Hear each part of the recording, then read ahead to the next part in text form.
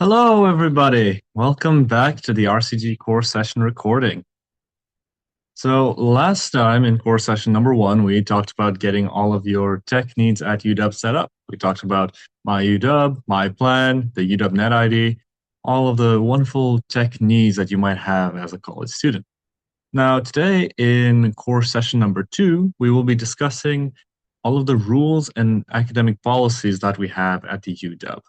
So today's topics include Canvas, which is the primary portal for all academic needs, as well as the syllabus. We'll be talking about grades and grading at the UW, talk about the student code of conduct, as well as AI use or any other large language model use at the UW, and we'll conclude by discussing the quarter system and the academic calendar. Now, without any further ado, part 1, Canvas and the syllabus. So Canvas is a course management system where you can think of it like a one-stop shop that contains all of your courses and all of its pertinent materials. So, for example, homework files, assignment submissions, that's where you usually find everything. Now, you can access it using your UW Net ID at canvas.uw.edu.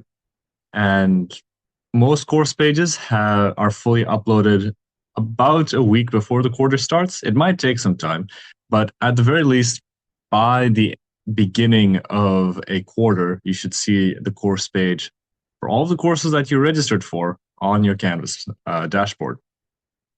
Now, the key features, like I mentioned earlier, are seeing your course files, your assignments and submissions. You'll also see some announcements some professors might communicate to you through Canvas. And lastly, the syllabus. Now, if you're running into any issues with Canvas, you can always reach out to UW IT Canvas Help. Now, before we move forward, I'd also like to highlight it's very important to note that not every course will be using Canvas now, and some courses don't use only Canvas. Now, I know that the best example I can give you is that courses in the Computer Science and Engineering Department, CSC, tend to have their own course page. Now, we have an example here, which shows you the Computer Science and Engineering course 1, 2, 3, where instead of Canvas, they have everything here. And you can see to the left tab, assignments, resubmissions, exams, syllabus, everything that you would normally see on a Canvas page is all here. And now some courses don't use only Canvas. Some courses might instead use a portal we call GradeScope for all assignment submissions or for all grade releases. So like letting you know how you did on a test or an exam. Now, the only real way to know what portals you're supposed to be using is to pay attention to your professor's communications. They will tell you in their emails or maybe on their Canvas that, hey, we're going to be using these other softwares as well, or I've had courses where there is a Canvas page, but on the page itself, the professor tells you, forget about this page, we're going to use this other website instead. So pay careful attention. And now the next step, regardless of what portal or what website you're using for a course, the syllabus is what is ubiquitous, omnipresent. The syllabus is the rule book. It's sort of a contract between you and the professor and everyone else who's running the course. Now, the main items on a syllabus can be broadly categorized into logistics, which just means how the course works. Like, where do you meet? When do you meet? Is it online, in person? When are office hours, which are chances for you to talk to professors or teaching assistants? What textbooks do you need? Do you even need a textbook? They'll also talk about how you'll submit your homework, whether or not a lecture is recorded, how they grade your participation, whether or not attendance is required, and they'll also talk about the general outline of the course and when your exams or quizzes or tests are. The other category of syllabus in a syllabus are the policies. Now, the policies are general guidelines for how things work. A very simple example would be the late homework and absence policies, which dictates what happens in case you submit a homework late. Do you have a chance to submit it again? Is there a penalty? Can you just not submit a late homework? Absence policies. What if you miss a lecture? Is there a penalty or is it fine? What if you miss an exam? All of those things are on the syllabus, as are academic policies, which are best described as what counts as cheating. Some courses will encourage working together on homeworks. Some courses don't even want you to speak to another student about any homework assignment. It's important to pay attention to what the syllabus dictates as permitted and not permitted. It's also important to pay attention to the logistics outlined in the syllabus so you fully understand how the course works. We'll talk a little bit more about grading policies shortly. Now, some final pointers we have about tackling syllabi is that if you have any doubts about the course's rules, like what if I submit my homework late? How much are exams worth? You should read the syllabus thoroughly before reaching out to your professor. Professors will not appreciate it if you reach out to them with a question they've clearly answered on the syllabus. Now, you can get some extra tips on how to reach out to a professor in the next video of this playlist, which should be course session number 3. I know that it can be a little daunting as a new university student to reach out to a professor via email. Now, the next pointer, pay close attention to the academic policies. It defines what is allowed in the course and what isn't. I think that a lot of students get caught up in technicalities, and there are a lot of areas where they might think that it's okay, but really it's not permitted, and that can lead to a lot of issues, especially with student conduct. Because even if you feel that it's fine, if the course academic policies clearly say it's not, then it counts as cheating or misconduct. And lastly, pay attention to the grading policies, of course. It'll help you set your grade expectations, which means it helps you understand how much you need to achieve to get a certain grade. And on the topic of grading, the next part of this presentation is grading and grades and grading systems at the UW. Now, before we move forward, there are a few key concepts that you need to understand. Percentage grades refers to the raw numerical percentage you get in the class. So it's basically how many points you earned divided by the total number of points possible. Of course, this percentage is also weighted. So what that means is if homework has a higher weight than the exam, then 80% on the homework is going to affect the overall percentage grade more than an 80% in the exam. So the next thing is grade point average, or GPA for short. You'll hear this word a lot. The GPA ranges from 0.0 to 4.0 in increments of 0.1. So it's like 1.0, 1.1, 1.2, and so on and so forth, up to 4.0. It's a representation of your performance in the class, considering the difficulty and maybe the competition of that course. Now, generally how it works is that there's a set number of a percentage grade you need to achieve for a given GPA. So it would be like, maybe you need 87% to get a 3.0 GPA. How do you find out the exact exchange? Well, you might have guessed it, read the syllabus. Now, the cumulative GPA is essentially the average GPA you've achieved aggregated over all of the courses you've taken at the UW. So not just one course, but every course you've taken will take your average GPA. And the exact math is that similar to weights, courses that have more credit hours will have a higher weight. But I think once you see your first transcript, it'll be a little easier for you to understand how the math works. The next and final concept we'll talk about before we move forward is the curve. This might be a new concept to you, but what people mean by the curve is that some classes adjust your GPA depending on how everyone else performs. The reason it's called the curve is if you imagine that if you plot everyone's performances on a bell curve of sorts, and then there's like a sort of cutoff point. The ideology of the curve is that there should be a set median. And so how that works is if the class is curved, and everyone just does horribly. Like the highest grade anyone achieved was like a 60%. Then they'll just adjust it so that getting a 60% means you got a 4.0. And then every other grade is sort of pushed up accordingly. Similarly, if a class is super competitive and just everyone is getting a 90%, so many people are getting 95%, then the curve is going to be pushed up, which means instead, maybe to get a 4.0, you need 100%, and that's just really, really difficult. So the way the curve works is that if the class is curved, it's going to move to sort of reflect how competitive or how difficult that course was.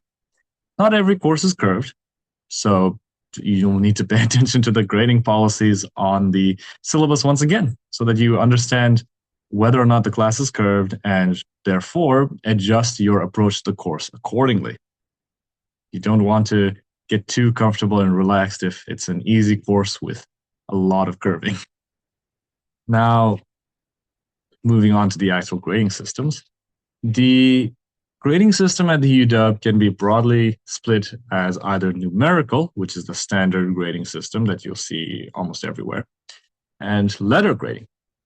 So numerical grading is the standard for most courses, and the way that works is that it'll convert your percentage grade in the course into a GPA. So it's just numbers everywhere. You start from a number percentage and you go to a number GPA. GPA ranges from 0.0 to 4.0. Typically, there's no other grade. It jumps from 0.0 to 0.7, where 0.7 is usually the lowest passing grade. However, this varies by course.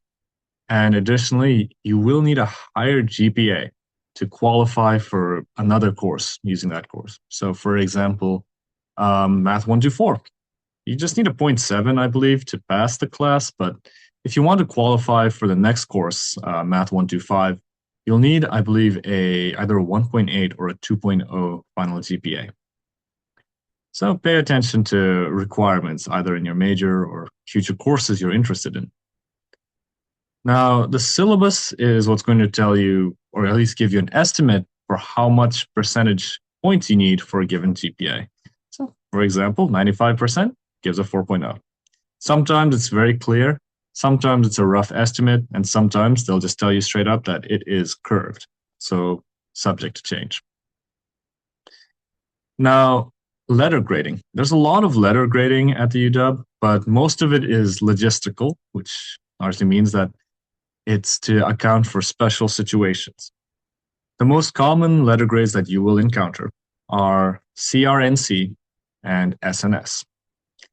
CRNC stands for credit or no credit. And so the way these courses work is that the percentage grade does not convert into a GPA. Instead, you either pass the class or you don't. You either get credit or no credit. So you can get credit for that course by meeting certain requirements, and those requirements depend on what's outlined on the syllabus.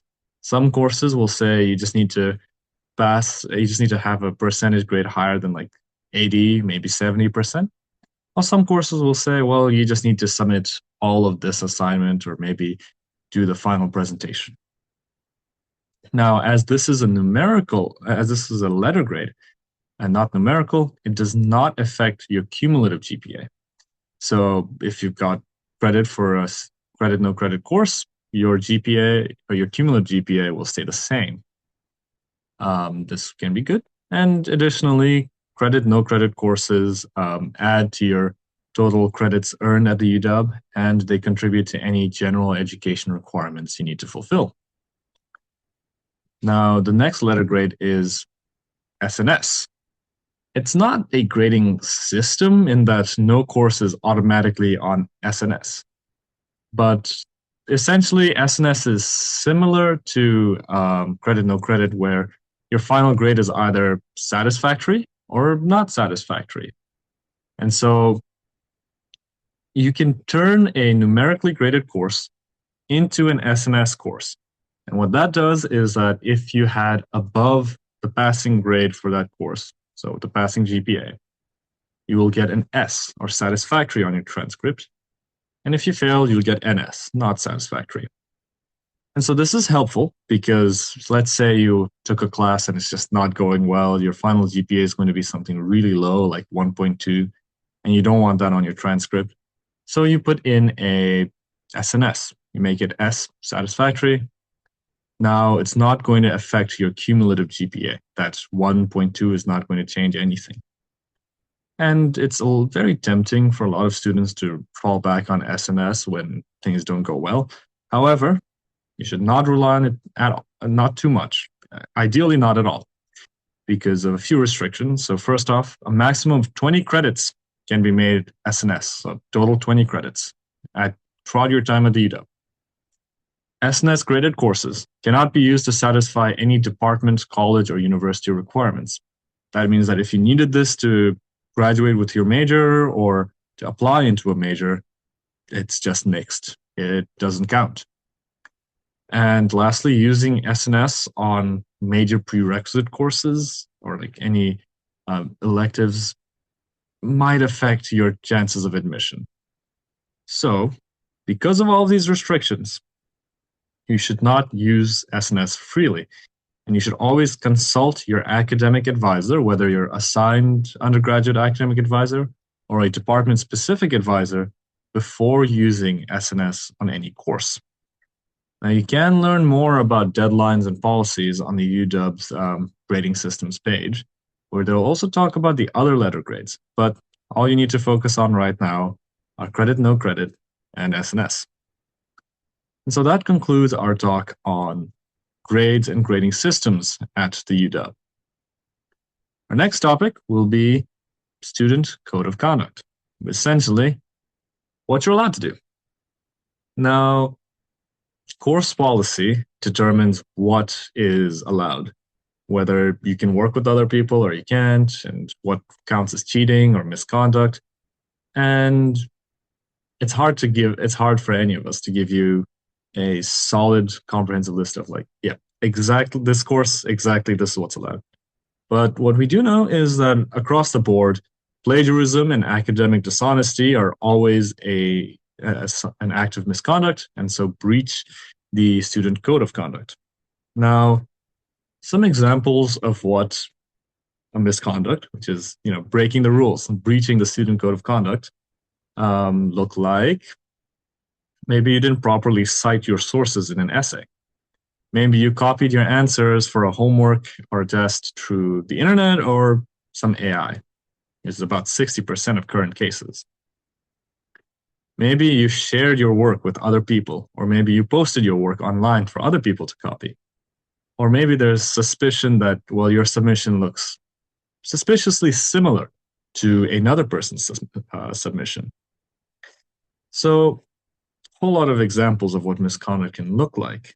So the question then becomes, okay, let's say maybe you're got suspected of misconduct. Maybe they think you breached the student code of conduct, and maybe maybe they think you cheated. So what happens then? Now, three things could happen, but most importantly, is to stay calm. Just because you're suspected of academic misconduct doesn't necessarily mean that you did it. And more importantly, it doesn't mean that they immediately consider that you're guilty and cause a lot of problems for you. So the three main paths. Sometimes a professor, when they are suspicious or they think that maybe you cheated or maybe you did something you weren't supposed to, they might reach out to you directly and informally work with you.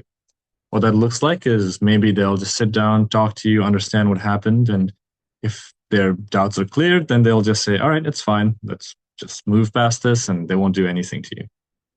If they conclude that, if they think and they conclude that if you've breached student conduct and maybe you cheated, they might decide to either move this forward and report it to the Community Standards and Student Conduct Office, or they might choose to give you a chance. They might say, all right, let's forget about what you've done. We're going to give a 0 on that assignment or test. We're just going to let you take another one. Now, it depends on how a professor chooses to handle it. We can't tell you for sure how every professor will approach a case of misconduct. some departments, like the computer science and engineering department, have their own procedure to determine whether or not you cheated or whether or not you committed an act of misconduct. And they will determine what should be done next. They have their own set of protocols. On the topic of protocols, a professor might report the case to the CSSC, the Community Standards and Student Conduct Office. They're in charge of most cases of student misconduct. And so if they choose to take this route, you'll receive an email looking something like this. Now, again, they're not immediately accusing you. They're not immediately concluding that you're guilty. Instead, they are going to schedule an interview with you, where one of the CSSC officers will sit down with you and just interview you, talk to you, try to understand what happened, and try to get to a conclusion. Now, if at any point in your time here you are suspected of misconduct and either the professor, the department, or the CSSC office sits down to talk with you, there are some things to remember, regardless of what happens and what happens in the end. Be honest, first and foremost. It can be difficult, but if whether or not you cheated, you should just be honest, tell them exactly what happened, tell them your story, what you did. Just be honest and be clear. Communicate calmly and professionally. There's no benefit you're going to get from being extremely passionate or angry and just being very aggressive. It's good to just stay calm and be honest, be clear. Reach out to your support system. It's important that you reach out to whoever you can confide in, maybe your family, maybe your close friends, because it's very difficult if you isolate yourself and stay alone through not only this, but any challenge you might face. And so keep a growth mindset. Try to think about what you can learn from this experience. Maybe less applicable if it's a very short case. Like I know some cases get dismissed almost immediately, but it's always good to just stop and think about, what did you get out of this? What did you experience? And lastly, none of this will remain on your transcript insofar as the impact of the case. What I mean by that is that there won't be a big red mark on your final transcript saying, aha, you've had to do a misconduct case in this course. But if, for example, the misconduct case was applied to like a very important project and ultimately they add a penalty on that project, it might or definitely will affect your final grade. But what's important to take from that is that it's not going to explicitly say that you were engaged in a misconduct case. So, like the image on the screen says, worrying is like a rocking chair. It gives you something to do, but it's not really going to take you anywhere. Now, on the topic of the code of conduct and student misconduct, I think it's important to talk about AI use at the university, since this is a growing case. As a general rule, do not ever use generative AI or large language models in any of your classes. And personally, I'm going to go a step further and just ask you to not use it even beyond it. The use of and reliance on AI or LLMs is terrible. The consequences are very far-reaching, and it's more than just getting in trouble in your classes. I think that it can have really deep consequences into your own cognitive abilities, your ability to think through problems and face life as a person of your own. Now, you are only ever permitted to use it if the professor explicitly allows you to use it. And even then, the professor will set strict guidelines for how you're supposed to use it. It's important you adhere to it. Now, this is very serious.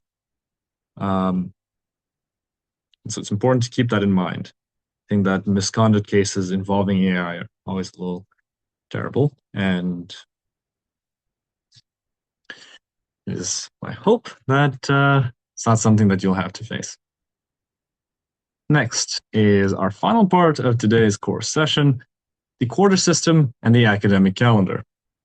Now, the UW runs on a quarter system, which differs from the semester, where instead of 2 semesters, we have 4 quarters in an academic year: autumn, winter, spring, and summer. And each of them is roughly 11 weeks long.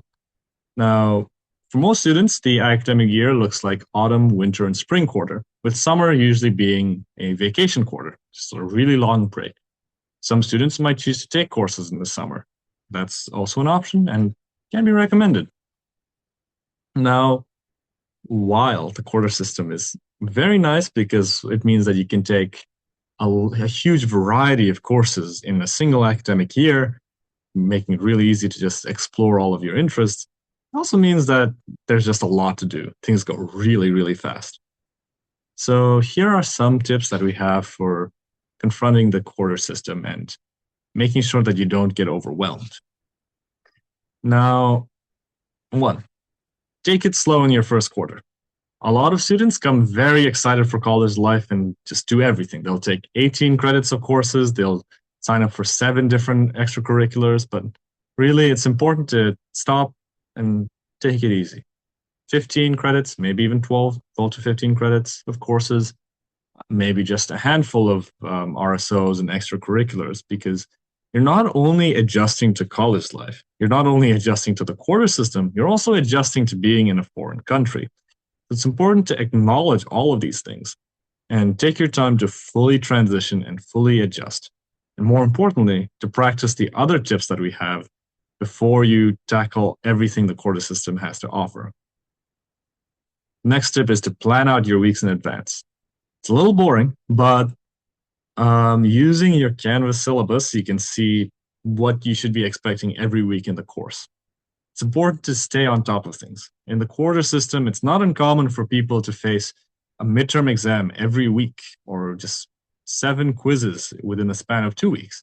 It's important you're aware of what's happening in your courses and your life, and make sure that you're planning ahead so that you have enough time for your courses, your friends, and your extracurriculars.